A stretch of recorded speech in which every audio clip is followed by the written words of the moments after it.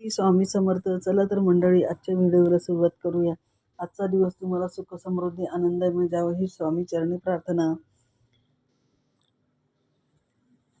आजचा व्हिडिओ एखाद्याचा तळतळाट कसा लागतो, एकदा वेळ काढून नक्की ऐका माझा व्हिडिओ.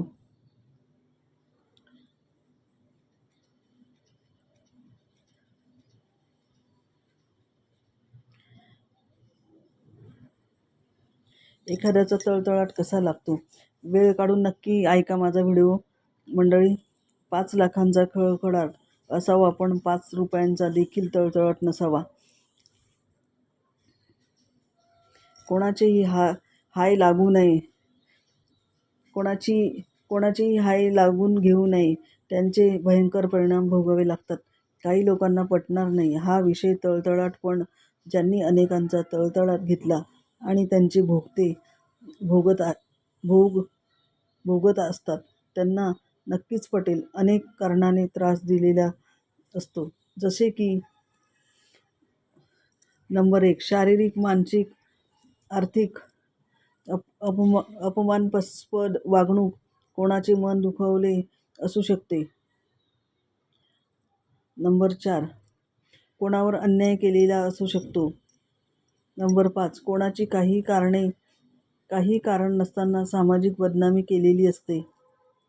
नंबर 6, छळ केलेला असतो. नंबर 7, कोणाची हक्काची प्रॉपर्टी फसवून हडप केलेली असते आणि ते करायला बळ दिलेलं असतं. नंबर 8, शारीरिक दुखापत केलेली असते. नंबर 9, विश्वासातील व्यक्तीने घेतलेला गैरफायदा. नंबर 10, ज्याने उपकार केले असतील पण आपल्या स्वार्थासाठी त्यांच्याच पाठीस खंजीर खुपसला असेल. नंबर 11, त्रासाचे कुठलेही कारण असो, वरील गोष्टींचा समोरच्या व्यक्तीला प्रचंड त्रास होत असतो. तो खूप दुःखी असतो. त्याचे मनोबल कमकुवत होत असते. पर्यायाने ती व्यक्ती प्रचंड डिप्रेशनमध्ये गेलेली देखील असते. जाणून बुजून त्रास देणाऱ्या व्यक्तीला हे समजत नसेल. पर्यायाने ज्या व्यक्तीला त्रास झालेला असतो त्या व्यक्तीकडून चमत्कार होत नाहीत, किंवा देव देखील शाप देत नाही, किंवा काठीने मारत नाही, पण त्या दुखावलेल्या व्यक्तीकडून तेजस्वी नकारात्मक ऊर्जा शक्ती निघते व समोरच्या व्यक्तीमध्ये शोषली जाते. मग समोरच्या व्यक्तीला हाय लागते. त्याला तळतळाट असं म्हणतात. मग ज्याने कोणी त्रास दिलेला असतो त्याचे हे कार्य यशस्वी होत नाही, किंबहुना झाले तरी फळ जास्त वेळ टिकत नाही. सतत अपयश येते, घरात आजारपण येते. अशा अनेक प्रकारची काही घटना घडू शकतात. आपण कितीही खरे आहोत किंवा खोटारडे आहोत हे फक्त आपल्याला माहीत असते.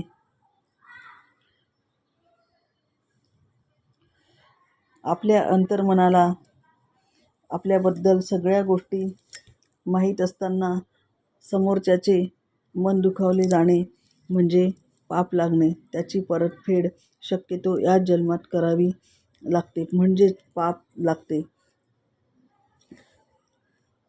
तुम्ही आस्तिक किंवा नास्तिक, चांगल्या वाईट गोष्टींचा हिशोब व्याजासह परत करावा लागतो.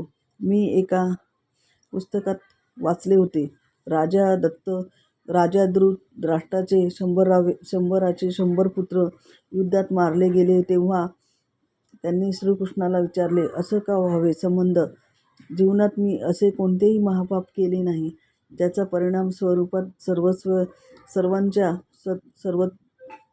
पुत्रांचा मृत्यू आपल्या डोळ्यासमोर पाहून त्याचे दुःख सोसणे माझ्या नशिबात यावे. तेव्हा भगवान श्रीकृष्णाने धृतराष्ट्र राजाला आपले पूर्वजन्म पाहण्याची दृष्टी दिली. धृतराष्ट्र राजाने दिव्य दृष्टीद्वारे पाहिले की साधारण 50 जन्मापूर्वी तो एक पारधी होता आणि पक्षी पकडण्यासाठी त्याने एका वृक्षाला आग लावली. होती. आग लागताच बरेच पक्षी उडून गेले. मात्र आगीची झळ लागल्याने कित्येक पक्षी आंधळे झाले. तरी पक्ष्याची 100वर लहान पिल्ले उडू न शकल्याने आगीत होरपळून मृत्युमुखी पडले. धृतराष्ट्र राज्याची त्यावेळेस तिथे क्रिया त्याच्या कर्माचे फळ कित्येक जन्मानंतर धृतराष्ट्र राज्याचे 100 पुत्र युद्धात मारले गेले तेव्हाच ते पूर्ण झाले. कर्म हे फळ देऊनच शांत होते. प्रत्येक चांगल्या वाईट गोष्टीचा हिशोब हा होतोच. हा प्रत्येकाच्या कर्माचा सिद्धांत आहे. चांगले कर्म चांगले फळ देऊनच शांत होतं. वाईट कर्म वाईट फळ देऊनच शांत होते आणि काळ मागे पुढे होऊ शकतो. हा कर्माचा सिद्धांत आहे की क्रिया म्हटल्यावर प्रतिक्रिया होणारच. आपण ठरवायचे आपले कर्म कसे हवे.